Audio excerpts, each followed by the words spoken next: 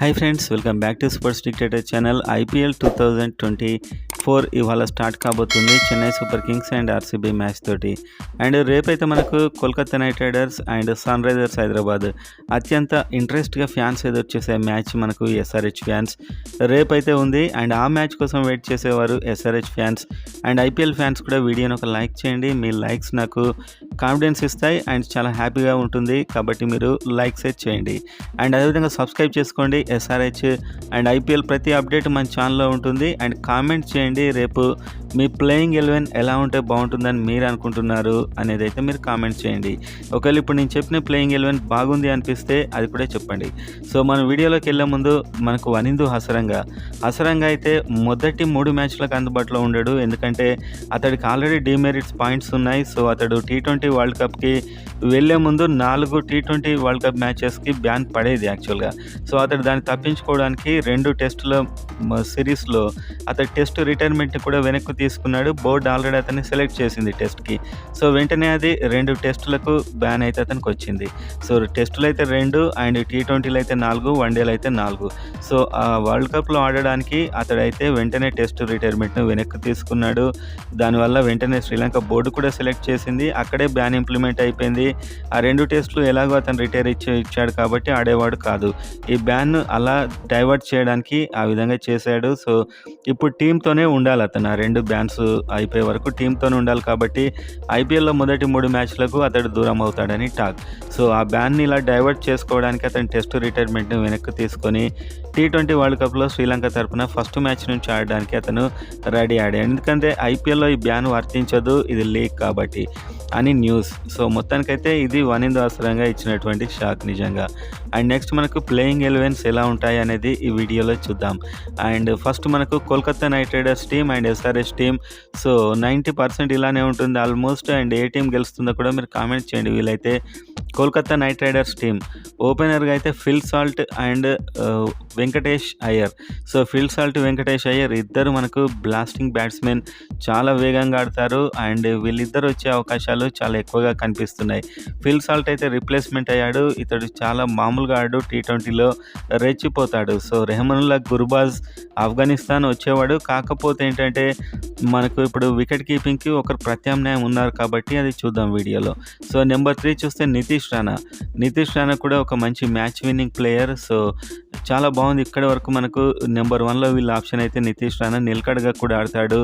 And next number 4 Shreyas Iyer, వీళ్ళ captain and match winner. మీకు తెలుసు ఇతడు చెలరేగితే మాత్రం మ్యాచ్ ఎలాంటి సిచ్యువేషన్లో అయినా గెలిపిస్తాడు, ఇతడు ఉంటాడు. నెంబర్ 5 చూస్తే రింకు సింగ్ గురించి చెప్పాల్సిన అవసరం లేదు, మీకు తెలుసు అతడు ఎంత సెన్సేషనల్ ప్లేయర్. ఐపీఎల్లో ఇంతలో అతడు నేమ్ తెచ్చుకున్నాడు. ఇప్పుడు అతడి పేరు చెప్తే బౌలర్స్ భయపడే రేంజ్ అతనిది అండ్ ఒక మంచి ఫినిషర్.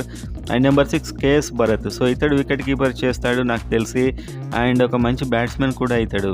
ఒకవేళ రెహమానుల్లా గుర్బాజ్ వస్తే ఫిల్ సాల్ట్ ప్లేస్లోకి వెళ్ళిపోతాడు.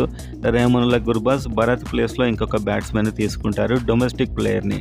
And next number 7 Andre Russell. So 7 వరకు ఇంత మంచి బ్యాటింగ్ లైనప్ ఉంది వీళ్ళకి. ఆండ్రీ రసెల్ ఒక మంచి ఫినిషర్, ఏ టైంలో అయినా బ్యాటింగ్కి వస్తాడు. ఇదే ఆర్డర్లో వీళ్ళంతా రావాలని లేదు, ప్లేయర్స్ అయితే ఇదే ఆర్డర్లో ఉండే ఛాన్స్ ఉంది. Number 8 Sunil Narayan.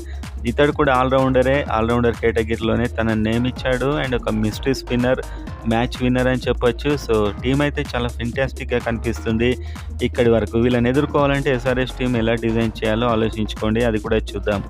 And number 9 చూస్తే Mitchell Starc, world class bowler and starting ఒక 2-3 ఓవర్లలోనే మ్యాచ్ను మార్చేసే బౌలర్. ఇతడు నెంబర్ 9లో ఉంటాడు వీళ్ళకి. నెంబర్ 10 ఇంకొక ఫాస్ట్ బౌలర్ హర్షిత్ రాణాని తీసుకుంటారు. ఇతడు కూడా మంచి bowler and domestic player. And number 11 Varun Chakravarthy, mystery spinner. So ఇతడు నెంబర్ 11లో వస్తాడు. సో వీళ్ళ టీం చూస్తుంటే టోటల్గా మ్యాచ్ విన్నర్స్ అయితే ఎక్కువగా కనిపిస్తున్నారు, big hitters and match winning bowlers అయితే కనిపిస్తున్నారు. వీళ్ళకి ఇంపాక్ట్ ప్లేయర్గా సుయాష్ శర్మ, ఇంకొక young sensational mystery bowler. So ఇతన్ని వీళ్ళు ఇంపాక్ట్ ప్లేయర్‌గా తీసుకునే ఛాన్సెస్ అయితే ఉన్నాయి. సో ఈ టీమ్ అయితే పర్ఫెక్ట్‌గా సూట్ అయింది అండ్ చాలా డేంజరస్‌గా కూడా కనిపిస్తుంది మీరు చూస్తే. సో వీళ్ళని కొట్టాలంటే ఎస్ఆర్‌హెచ్ టీమ్ ఎలా ఉండాలనేది ఇప్పుడు మనం చూద్దాం. అండ్ ఎస్ఆర్‌హెచ్ ప్యాట్ కమిన్స్ కూడా చెప్పాడు ఫస్ట్ మ్యాచ్ దూకుడుగా ఆడతామని. పిచ్ కూడా మినిమమ్ 200 పిచ్ ఇది అండ్ మొదట బ్యాటింగ్ చేసిన వారు గెలిచే అవకాశాలు చాలా ఎక్కువ ఉన్నాయి పిచ్ రిపోర్ట్ ప్రకారం. అండ్ ఎస్ఆర్‌హెచ్ ఓపెనర్స్‌గా ఇక్కడైతే చాలా ఉత్కంఠ ఉంది అందరికీ. ఒకటైతే ట్రావిస్ హెడ్‌ను పక్కా పెడతారు. ఎందుకంటే మిచెల్ స్టార్క్‌ని ఎదుర్కోవడానికి అతడికి బాగా అలవాటైనటువంటి ట్రావిస్ హెడ్ ఉంటాడు. అండ్ ఇంకొక ఆప్షన్‌గా అభిషేక్ శర్మని మనం ఫ్యాన్స్ అంతా అనుకోవచ్చు, కానీ ఇద్దరు లెఫ్ట్ హ్యాండర్స్‌ని పంపించారు అని నేనైతే అనుకుంటున్నాను. ఎందుకంటే లైన్ అండ్ లెంత్ బౌలర్‌ది డిస్టర్బ్ చేయడానికి ఒక రైట్, ఒక లెఫ్ట్ కాంబినేషనే ప్రిఫర్ చేస్తారు. సో నేను అనుకోవడం అయితే Mayank Agarwal and Travis Head ఇద్దరు వస్తారు ఓపెనర్‌గా నేను అనుకుంటున్నాను. And number 3 Rahul Tripathi. ఇతడికి ఒక మంచి ప్లేస్ ఇది. ఎప్పటినుంచో నెంబర్ 3లో వస్తున్నాడు. కాస్త దూకుడు తగ్గించి అదే దూకుడు, కాకపోతే షాట్ సెలెక్షన్ బాగుంటే మాత్రం చాలా ఫెంటాస్టిక్‌గా ఉంటుంది. Number 4 Aiden Markram. ఒక సెటిల్డ్ బ్యాట్స్మెన్, నిలకడగా ఆడతాడు, అవసరమైనప్పుడు సిక్స్లు కొట్టగలడు, అన్ని విధాలు ఆడేటువంటి ప్లేయర్ ఐడెన్ మార్కరమ్ టీంలో ఉండాలనే నేను అనుకుంటాను. And number 5 Heinrich Klaasen. So మనకు టీ20లో ఒక చిచ్చర పిడుగు అని చెప్పొచ్చు. ప్రజెంట్‌గా ప్రతి టీం ఇతన్ని చూస్తే దడుచుకునే రేంజ్‌లో ఆడుతున్నాడు. సో ఈ ఐపీఎల్‌లో ఏం చేస్తాడు మరి ఎస్ఆర్‌హెచ్‌కి అనేది చూడాల్సిన అవసరం అయితే ఉంది. నెంబర్ 6 అభిషేక్ శర్మ. సో అభిషేక్ శర్మని డెఫినెట్‌గా ఫస్ట్ మ్యాచ్‌లో అయితే తీసుకుంటారు. అది ఓపెనర్‌గా కూడా కావచ్చు, లేకుంటే ఇలా ఫినిషర్‌గా కూడా కావచ్చు. ఓపెనర్‌గా కూడా వచ్చే అవకాశాలు లేకపోలేదు. కానీ నేను right and left hand combination preference ఇవ్వడం వల్ల మయాంక్ అగర్వాల్ ఉంచుతారేమో అని నేను అనుకుంటున్నాను. అండ్ నెంబర్ 7 ఇప్పుడు చూస్తే ప్యాట్ కమిన్స్.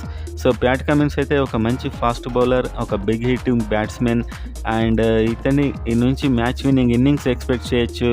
అండ్ అదేవిధంగా ఇతడు క్యాప్టెన్గా కూడా చాలా డేరింగ్ అండ్ డాషింగ్ ఉంటాడని పేరుంది. అందుకే ఐడెన్ మార్కరమ్ నుంచి ఇతన్ని క్యాప్టెన్ చేయడం అయితే జరిగింది. సో ఇతడు ఉండే అవకాశాలు ఉన్నాయి. నెంబర్ 8 నేను ఒక తెలుగు ప్లేయర్‌కు ప్లేస్ ఇవ్వడానికి నితీష్ కుమార్ రెడ్డి అంటున్నాను. ఎందుకంటే బ్యాటింగ్ చేస్తున్నాడు, బౌలింగ్ చేస్తున్నాడు. ఒకవేళ రెడ్డిని కనుక ప్రిఫరెన్స్ ఇవ్వకూడదు అని టీం అనుకుంటే ఈ ప్లేస్‌లో వాషింగ్టన్ సుందర్ ఉండే అవకాశం ఉంది. నేనైతే వాషింగ్టన్ సుందర్ కంటే నితీష్ కుమార్ రెడ్డి చాలా రెట్లు బెటర్ అని నాకైతే అనిపిస్తుంది. సో నితీష్ రెడ్డిని తీసుకుంటే ఫాస్ట్ బౌలింగ్ కూడా సెట్ అవుతుంది. అండ్ నెంబర్ 9లో షాబాజ్ అహ్మద్. ఇప్పుడు రీసెంట్‌గా తీసుకునే Shahbaz Ahmed left hand batsmen and bowler. So bowling కంటే కూడా బ్యాటింగ్ ఎక్కువ ఉంటుంది, బ్యాటింగ్ కంటే కూడా బౌలింగ్ ఎక్కువ ఉంటుంది అన్నట్టు ఉంది ఇతని ఆట అయితే.